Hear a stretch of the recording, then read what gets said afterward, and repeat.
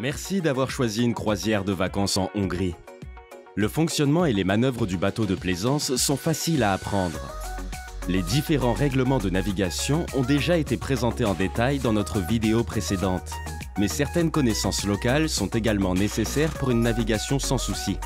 Il est nécessaire de se familiariser avec les caractéristiques hydrographiques des zones navigables de nos bateaux de plaisance, les possibilités d'amarrage et les informations spécifiques essentielles pour une navigation en toute sécurité. L'équipe Mahart Cruise vous souhaite la bienvenue à bord. Les bateaux de plaisance peuvent être pilotés sans permis, car ils sont soumis à des restrictions de sécurité. Ils ne peuvent naviguer que dans certaines eaux. La navigation n'est autorisée que pendant la journée et ils ne peuvent être ancrés qu'uniquement en cas d'urgence. Ces restrictions s'appliquent à tous les navigateurs de bateaux de plaisance, même ceux qui possèdent un permis bateau valide option eau intérieure. N'oubliez pas qu'en Hongrie, la tolérance zéro est applicable pour la consommation d'alcool.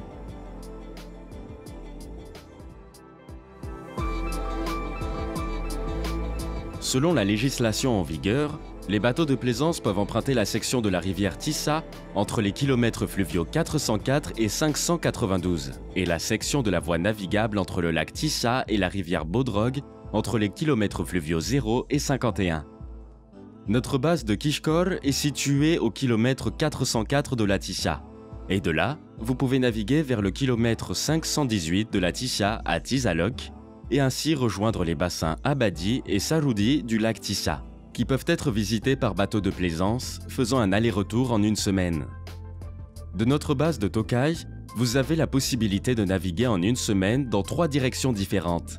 Sur la Tisa, vous pouvez descendre le cours en aval du kilomètre 542 de Tisalok jusqu'au kilomètre 518 à Tisalok et monter en amont en direction de Vassaros-Nameni à Dombrad jusqu'au kilomètre 592. Et ainsi vous disposerez de suffisamment de temps pour explorer la rivière Bodrog depuis l'estuaire de la Tisa à 51 km de Tokaj jusqu'à la frontière nationale.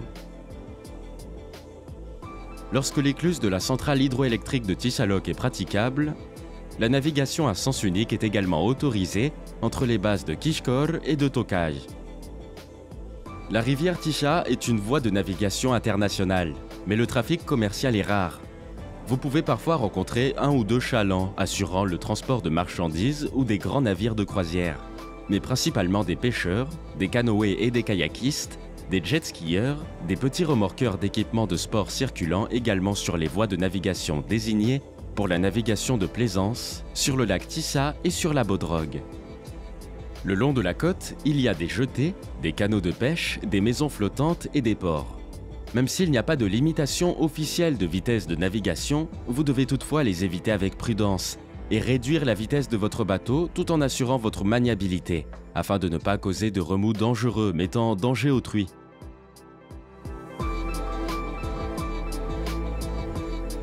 Sur la Tisa et le Bodrog, vous naviguez sur des rivières vivantes. Le courant peut ainsi impacter votre rythme de croisière.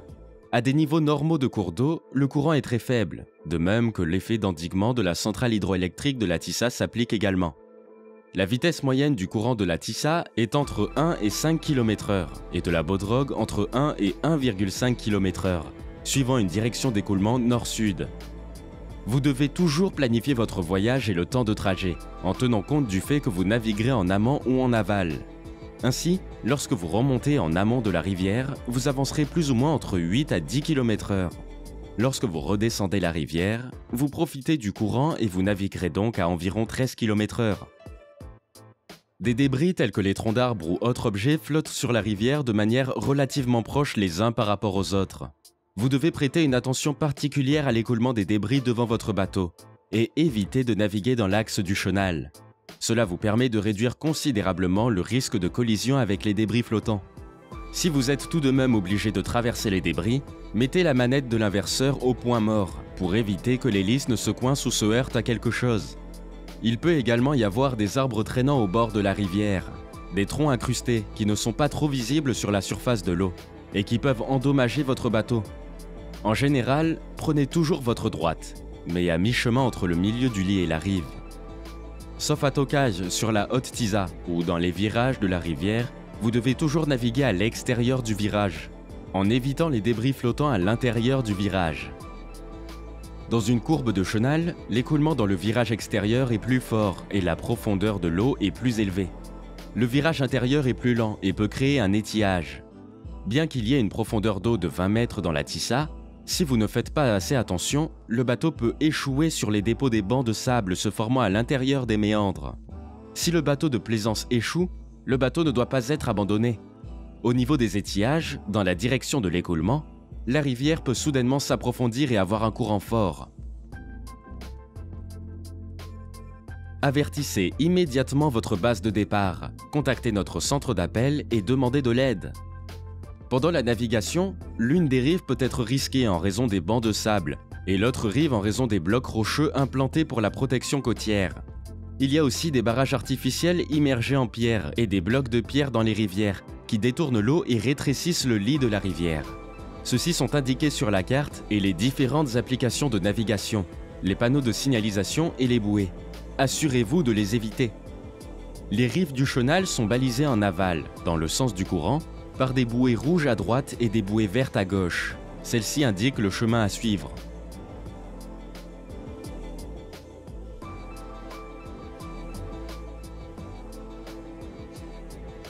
Tous les jours, planifiez votre itinéraire avant de partir et tenez compte des obstacles significatifs à la navigation le long de l'itinéraire.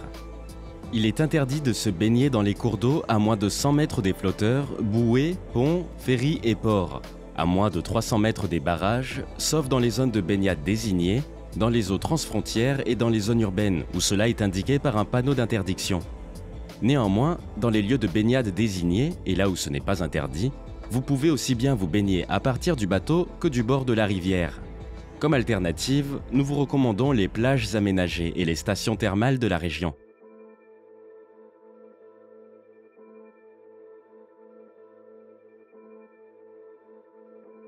En été, les vents orageux des tempêtes et la visibilité réduite en raison des pluies torrentielles ou éventuellement les éclairs peuvent constituer un danger pour les plaisanciers. En cas de tempête pendant la traversée, vous pouvez piloter le bateau de plaisance en toute sécurité depuis la timonerie intérieure. Dans des conditions de visibilité réduite, allumez les feux de navigation et les phares du bateau. Faites fonctionner l'essuie-glace et le désembueur si nécessaire. Il faut toujours prendre en compte l'alerte du service météorologique national. Dans le cas d'un premier niveau d'alerte météorologique, niveau jaune, vous n'êtes pas encore tenu d'entrer dans un port, mais préparez-vous. Considérez les points d'amarrage possibles sur votre parcours afin que vous soyez préparé à amarrer votre bateau. Le deuxième niveau d'alerte météorologique, niveau orange, avertit d'un danger potentiel. Amarrez dès que possible. Dans le cas d'un troisième niveau d'alerte météorologique, niveau rouge, amarrez immédiatement. Auquel cas, vous n'êtes pas autorisé à quitter le port. Sur une étendue d'eau libre, les vents forts et les ondulations qu'ils provoquent rendent difficile le maintien de la direction voulue, et la navigation en lac peut être particulièrement dangereuse en cas de tempête. Il existe 5 services de prévision et d'alerte de tempête sur le lac Tissa. Au niveau 1, l'avis de fort vent dont les rafales peuvent atteindre 40 à 60 km/h est signalé par un feu jaune scintillant à 45 apparitions de lumière par minute. Amarrez le bateau dès l'alerte de premier niveau. Il est interdit de se baigner à plus de 500 mètres du rivage. Au niveau 2, l'avis de tempête indique le danger de l'arrivée de vent dont les rafales peuvent atteindre plus de 60 km/h et est signalé par un feu jaune scintillant à 90 apparitions de lumière par minute. En cas d'avertissement de tempête de 2e degré, la navigation et la baignade sont interdites. Dans des conditions météorologiques normales, et même avec des niveaux d'eau normaux, une attention particulière doit être portée lorsque la voie de navigation croise des bacs, des ponts ou des écluses.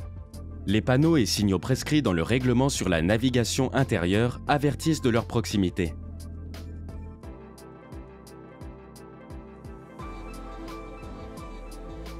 Les bacs vont d'une rive de la Tissa et de la Bodrogue à l'autre du lever au coucher du soleil, en continu ou occasionnellement. Les câbles inférieurs des bacs à câbles passent au fond du lit de la rivière, ce qui peut vous représenter un danger à 50 mètres devant et derrière le bac. Les câbles métalliques supérieurs des bacs à câbles passe sur la surface de l'eau, relié et tendu entre les deux rives. Il faut donc d'abord attendre que le conducteur du bac abaisse le câble pour que vous puissiez le traverser en toute sécurité. La signalisation diurne des bacs est une sphère verte. Le feu diurne du bac navigant est un feu jaune clignotant. Il est obligatoire d'émettre un long signal sonore au moyen du klaxon de votre bateau de plaisance pour signaler votre arrivée et votre intention de passer. Le signal de 4 secondes doit être émis à proximité du panneau correspondant, faute de quoi à une distance de 100 à 200 mètres du bac déjà visible.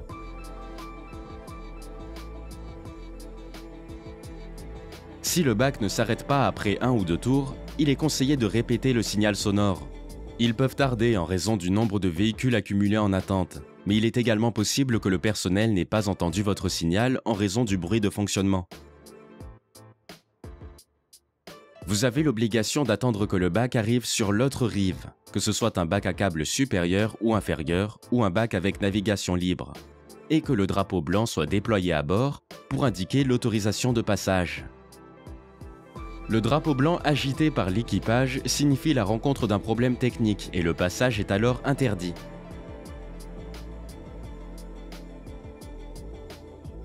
Entre Tissadob et Tusaluk, au kilomètre 500 de la Tissa, vous devez attendre l'ouverture d'un pont flottant routier unique en Europe, car votre bateau de plaisance ne passe pas sous l'ouverture permanente libre du pont. Le protocole de transit est le même que pour les bacs. Il est obligatoire d'émettre un long signal depuis votre bateau de plaisance et d'attendre que l'équipage ouvre manuellement le pont flottant, puis qu'il vous signale clairement, avec le drapeau vert, la possibilité de passage en toute sécurité.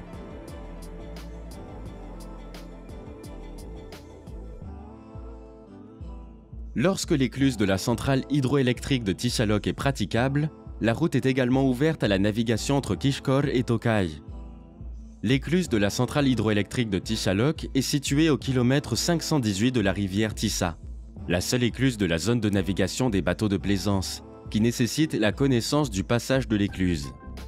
Vous êtes informé des horaires d'ouverture au moment de votre départ. À proximité de la centrale hydroélectrique de Tishalok, des panneaux de signalisation sont implantés dans les deux sens de la rive, afin de vous prévenir et vous obligent à vous arrêter. Avant d'arriver à l'écluse, vous devez prévenir de votre arrivée avec un long coup de klaxon. Le passage de l'écluse de la centrale hydroélectrique se fait avec l'intervention d'une équipe d'éclusiers, qui ouvre et ferme les portes de l'écluse. Le passage se fait dans l'ordre d'arrivée à la zone d'attente. N'oubliez pas que les grands bateaux ont la priorité sur les bateaux de plaisance lors du passage à l'écluse. À l'ouverture des portes, le feu vert s'allume et le passage est autorisé. Sinon, soyez patient et attendez que l'éclusier vous prévienne. L'instruction peut être donnée oralement ou par des signaux lumineux. Le feu rouge signifie que l'accès est interdit, l'écluse fermée. Le feu rouge et vert signifie que l'accès est encore interdit, mais que le cycle d'éclusage commence. De la direction de Kishkor vers Tokaj, vous devez monter l'écluse. Vous arrivez par les portes aval du niveau inférieur, pour monter avec le niveau d'eau vers le bief supérieur. Quand le passage est libre, entrez dans l'écluse et une fois dans le sas, passez les amarres autour des bolards. Vous arrêtez le moteur et tendez l'extrémité des cordages pour maintenir le bateau, sans jamais fixer le bateau ou faire de nœuds autour de la bite d'amarrage, mais simplement maintenir le cordage. Pendant le remplissage du sas, les remous nécessitent que les amarres soient maintenues tendues au fil et à mesure que le bateau monte.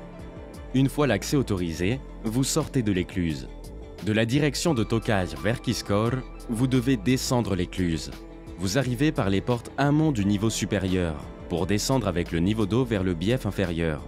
Quand le passage est libre, entrez dans l'écluse et une fois dans le sas, passez les amarres autour des bolards. Vous arrêtez le moteur et tendez l'extrémité des cordages pour maintenir le bateau, sans jamais fixer le bateau ou faire de nœuds autour de la bite d'amarrage, mais simplement maintenir le cordage. Pendant que le niveau de l'eau baisse, n'hésitez pas à donner du mou lorsque le bateau descend. Une fois l'accès autorisé, vous sortez de l'écluse.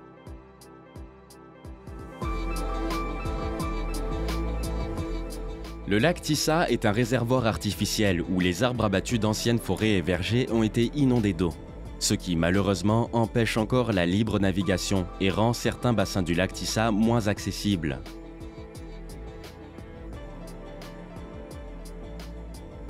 Parmi les 5 bassins, 3 sont des réserves naturelles non navigables. Seul le bassin d'Abadi est navigable et une partie du bassin de Saroudi est interdite d'accès en raison de ses eaux pleines de bancs de sable, de troncs d'arbres et d'autres obstacles. Le lac Tissa s'étend du kilomètre 404 de Kishkor au kilomètre 400,5 à Tissa Babolna. Sa largeur maximale est de 6 km et sa largeur minimale est de 1,5 km. Sa profondeur moyenne d'eau est de 1 m 30 cm. N'oubliez pas que la partie immergée sous la ligne de flottaison de la coque des bateaux de plaisance est de 85 cm. Le bateau de plaisance ne peut naviguer que sur les surfaces d'eau désignées par la carte et les différentes applications de navigation. Sur le lac Tissa, la baignade depuis le bateau est autorisée dans les bassins d'Abadi et de Saroudi, avec la permission du conducteur. Ne sautez jamais dans l'eau avec le corps chauffé. Utilisez l'échelle de la plateforme de baignade située à l'arrière du bateau de plaisance. Le baigneur ne doit pas être perdu de vue en cas d'un éventuel sauvetage, jusqu'à ce qu'il ne soit en complète sécurité. Lors de la baignade, arrêtez toujours le moteur du bateau pour éviter les blessures accidentelles causées par l'hélice. La baignade n'est autorisée que le jour. Il est interdit de se baigner avec une visibilité limitée et la nuit. Il est de la responsabilité du pilote du bateau de s'assurer que les enfants de moins de 14 ans et ceux qui ne savent pas nager portent toujours des gilets de sauvetage à bord du bateau, dans leur propre intérêt et en cas de chute à l'eau. Évidemment, le port du gilet de sauvetage n'est pas obligatoire à l'intérieur du bateau de plaisance. Veuillez ne pas l'utiliser comme équipement de sauvetage. Ne confondez pas le balisage des rives de la voie navigable au confluent des lacs et des rivières. En naviguant d'un lac à une rivière, la rive droite de la voie de navigation est balisée par des bouées cylindriques rouges et la rive gauche par des bouées coniques vertes. Les bateaux de plaisance ne peuvent être amarrés pour la nuit que dans des endroits et ports désignés, attachés à des jetées flottantes ou directement à la rive. Tous les 10 à 12 km, Mahart a installé des pontons de 12 mètres, 36 mètres et 72 mètres de long sur la voie de navigation, avec une utilisation prioritaire pour les plaisanciers. La plupart avec possibilité de collecte d'électricité et d'eau.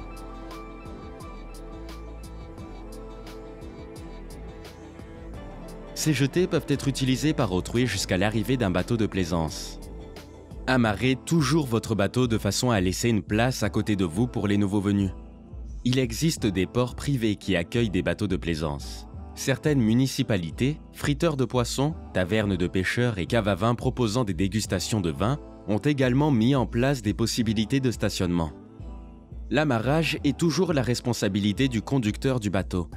Nos collègues vous informeront en détail des points d'amarrage et de stationnement sécurisés et des infrastructures disponibles à votre arrivée, en fonction de l'itinéraire choisi. Si vous avez des doutes, n'hésitez pas à nous contacter. Si vous avez des ennuis ou rencontrez des problèmes, prévenez immédiatement la base. Appelez notre centre d'appel. Un centre d'appel permanent est disponible afin de garantir la sécurité des vacanciers. Le centre d'appel est disponible 24 heures sur 24 au numéro de téléphone fourni au moment de la prise en charge du bateau. Les problèmes en dehors des heures d'ouverture qui ne sont pas critiques seront résolus le jour suivant.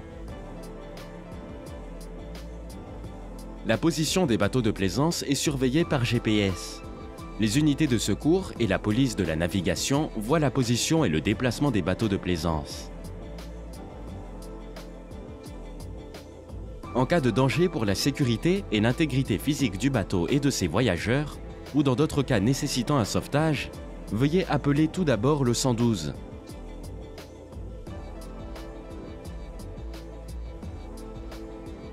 Les unités de secours accompagnées d'un pilote et d'un technicien médical d'urgence sont à disposition à la base de Kishkor et de Tokaj tous les jours entre 8h et 20h.